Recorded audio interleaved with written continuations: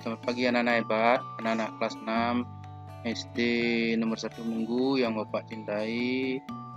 Selamat berjumpa lagi di channel Bapak, channel Pak Galih, channel video pembelajaran tentang pelajaran kelas 6 SD. Ya, Om Swastiastu. Assalamualaikum warahmatullahi wabarakatuh. Salam sejahtera untuk kita semua. Anak-anak. Sekarang kita ke tema 5, subtema yang kedua. Ya, tema 5 tentang wirausaha. Subtema kedua yaitu tentang usaha di sekitarku. Ya, anak-anak ya. Nah, jadi di antara kalian ini pasti orang tuanya ada yang memiliki usaha sendiri. Ya, walaupun kecil, tapi itu namanya adalah usaha wirausaha. Nah, sekarang di pembelajaran 1 di tema kedua ini kita belajar tentang komoditas ekspor dan impor di Indonesia. Ya. Secara garis besar, wirausaha merupakan kegiatan ekonomi yang dilakukan oleh seorang atau sekelompok orang secara mandiri.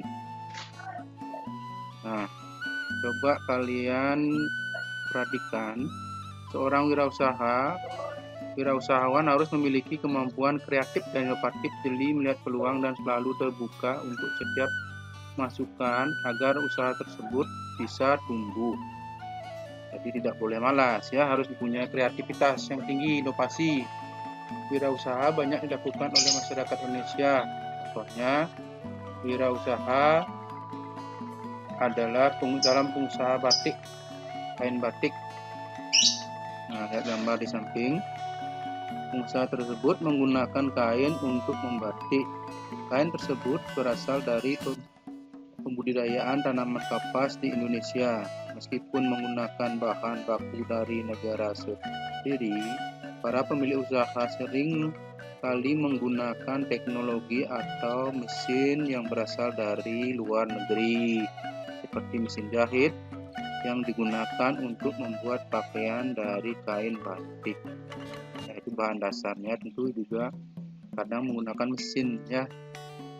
Nah, untuk membatiknya sendiri bisa menggunakan canting dan pengerjaan secara manual, tidak menggunakan mesin. Coba lihat gambar teknologi yang ada, perkembangan teknologi ya. Perkembangannya itu menyangkut tentang impor. Jadi impor sendiri adalah kegiatan mendapatkan atau membeli suatu barang dari luar negeri. Itu impor, mendatangkan barang ya dari luar negeri.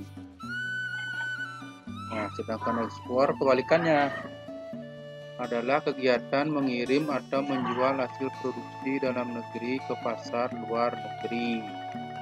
Itu kebalikan dari impor. Contohnya apa? Produsen mebel dan batik mengekspor hasil produk mereka ke negara-negara ASEAN atau wilayah negara lainnya. Biasanya ya, hasil dari wirausahanya itu dikirim ke luar negeri, itu namanya mengekspor. Sekarang coba perhatikan latihan berikut. Nomor 1 itu coba anak-anak lihat gambar yang Bapak tampilkan.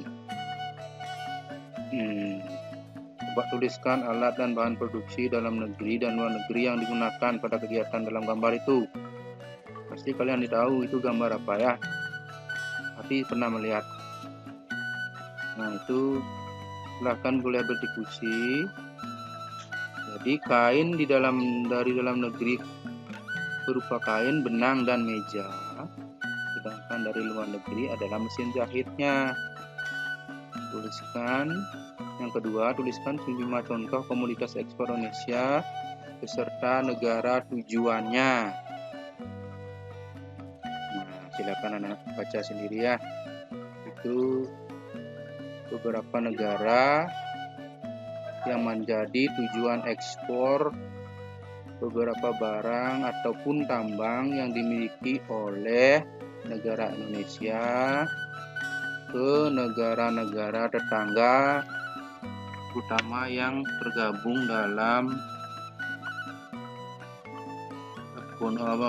organisasi ASEAN yang sering sudah dipelajari kemarin ya. Beberapa kerjasamanya itu antara tentang ekspor dan impor antar negara tetangga. Nanti juga kalian bisa perhatikan. Nomor 3, mengapa Indonesia harus menjalin kerjasama dengan negara asing? Nah, coba sebelum dijawab, boleh kalian diskusikan dulu ya. Ada beberapa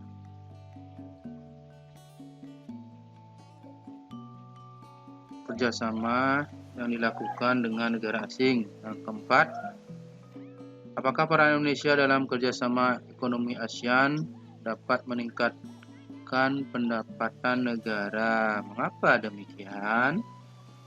Nah, boleh kalian nanti menambahkan jawabannya ya. Selain jawaban Bapak di sini, Bapak hanya memberikan sedikit pengembangan dari jawaban tersebut. Nah, nomor 5, tuliskan 5 contoh kebutuhan masyarakat Indonesia yang harus ditemui oleh barang-barang impor.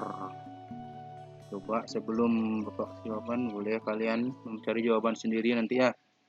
Cari di berbagai sumber, boleh dari buku, boleh dari internet, boleh dari TV, boleh dari media cetak.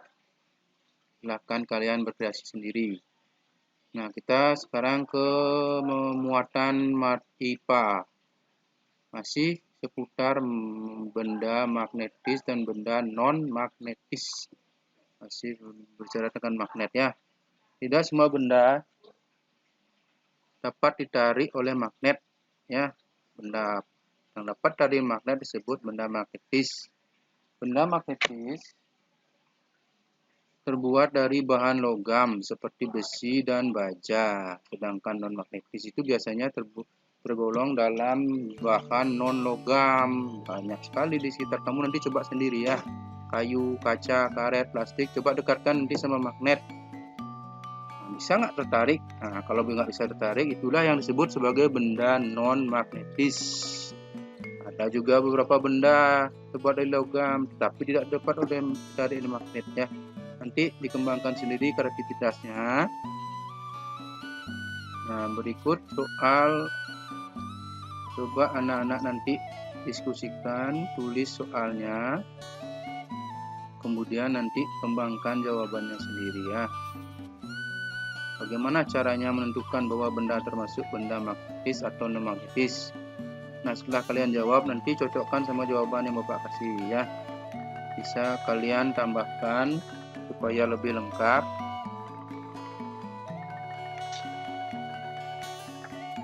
Jadi tidak harus terpaku pada jawaban yang Bapak berikan.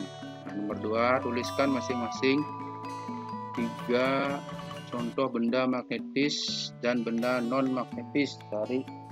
Kalau bisa kalian praktekkan dulu, baru nanti buat rangkumannya ya. Nomor 1 sampai nomor 3, apa saja yang magnetis dan benda non-magnetis. Nah, bisa tentu kalau bisa praktek kan lebih gampang mengingatnya nanti ya. Apakah semua benda dari logam dapat ditarik oleh magnet? Nah, gimana caranya menjawab? Nanti coba berikan contohnya ya.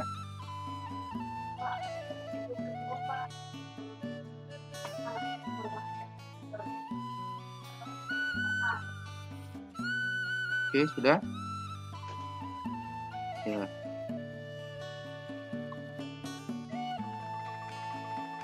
Ya, kita lanjutkan ke muatan bahasa Indonesia sekarang, yaitu tentang menulis riwayat hidup. Mungkin pernah anak-anak dengar ya, menulis riwayat hidup ini biasanya ketika anak-anak mulai masuki sekolah, membuat data diri. Jadi riwayat hidup itu adalah tulisan berisi informasi diri, meliputi identitas diri serta kegiatan yang telah dilakukan. Informasi diri yang ditulis dalam riwayat hidup harus didasarkan pada fakta. dan disajikan dengan rinci. Hal tersebut bertujuan untuk menjelaskan tentang jati diri kita kepada orang lain. Nah, itu fakta, itu maksudnya adalah kejadian nyata. Jadi itu tentang data diri kamu nanti ditulis dalam bentuk riwayat hidup. Ya, ada dua bentuk riwayat hidup yang bisa tulis dalam bentuk singkat dan bentuk narasi. Nah, sekarang Bapak jelaskan sedikit tentang dua jenis naskah itu, yaitu yang pertama tentang yang berbentuk formulir. Ini yang sering kalian temukan biasanya dalam membuat sebuah data diri. Jadi disusun dalam bentuk poin-poin dan berderet dari atas ke bawah. Itu misalnya ada nama, di bawahnya tempat tanggal lahir, ada jenis kelamin, ada agama, dan sebagainya. Itu ditulis ke bawah. Itu dalam bentuk formulir daftar riwayat hidup. Nah, ini dalam bentuk singkat ini biasanya daftar riwayat hidup ini dalam paling sering dijumpai di masyarakat ini ya. Tulisan bentuk ini nanti dicoba di rumah. Yang kedua itu dalam bentuk narasi. Biasanya berisi tentang riwayat hidup seorang penulis. Itu contohnya. Jadi disajikan dalam bentuk paragraf atau tulisan memanjang berupa riwayat hidup seseorang ya. Itu tentang daftar riwayat hidup.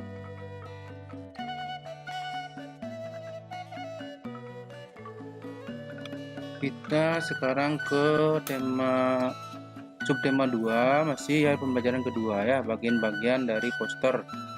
Kemarin sudah kalian membuat salah satu contoh poster.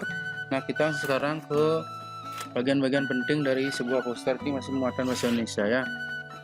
Udah, poster adalah salah satu jenis reklame yang berbentuk lembaran berisi informasi atau promosi suatu produk. Sudah kemarin contohnya juga kalian sudah buat, bagus ya. Sekarang kita perdalam lagi, yaitu tentang bagian-bagian dari poster. Salah satu jenis poster adalah poster kegiatan. Poster jenis tersebut berisi pemberitahuan tentang kegiatan yang akan diadakan, misalnya mengadakan lomba puisi, lomba tari, lomba olahraga, dan sebagainya ya, pertunjukan musik, dan juga pameran-pameran. Itu contohnya festival batik Ngalam, itu contoh yang sampingnya.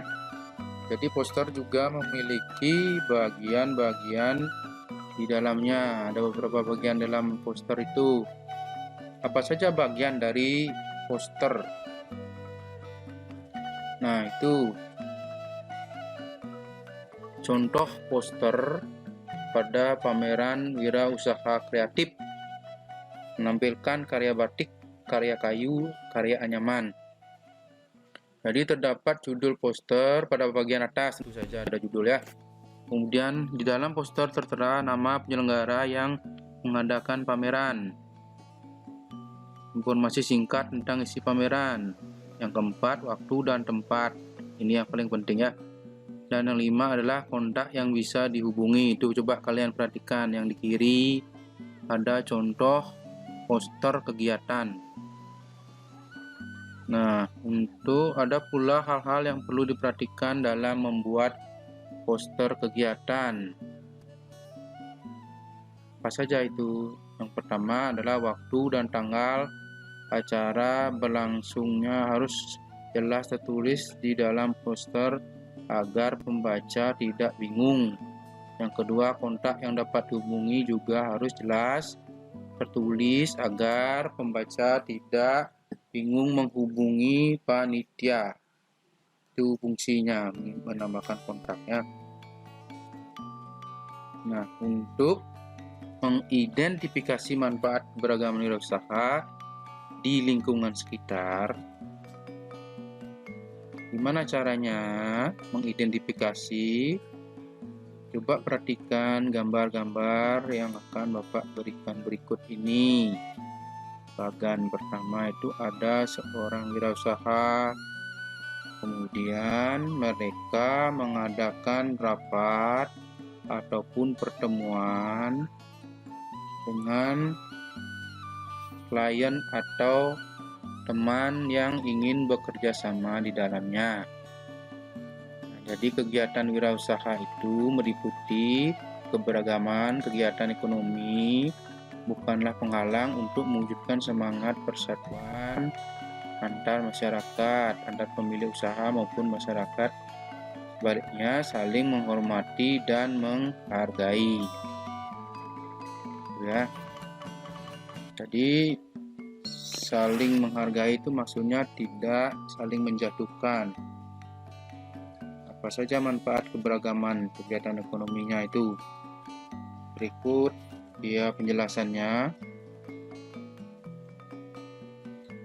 Ya, manfaat keberagaman kegiatan ekonomi.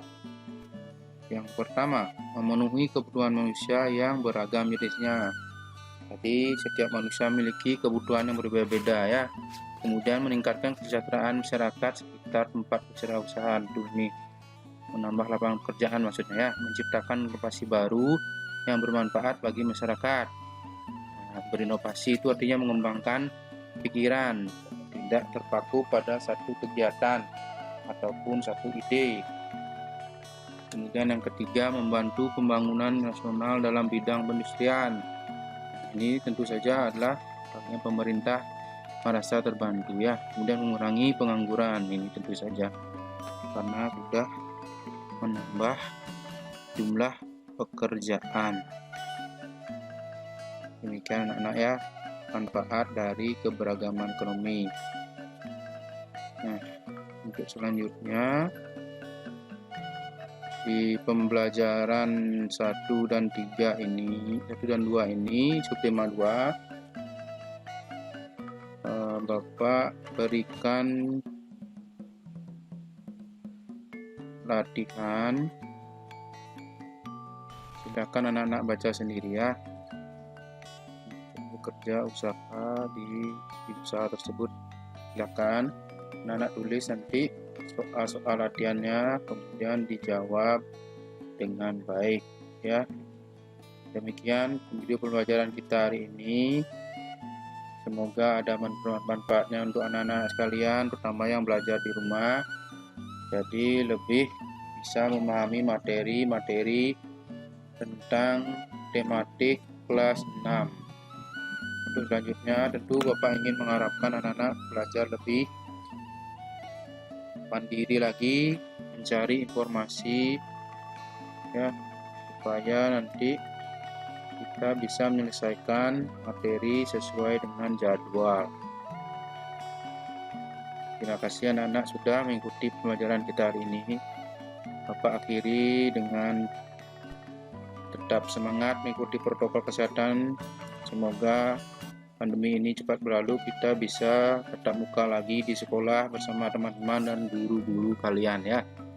Bapak tutup dengan Om Santi Santi Santi Om. Assalamualaikum warahmatullahi wabarakatuh. Salam sejahtera untuk kita semua. Terima kasih.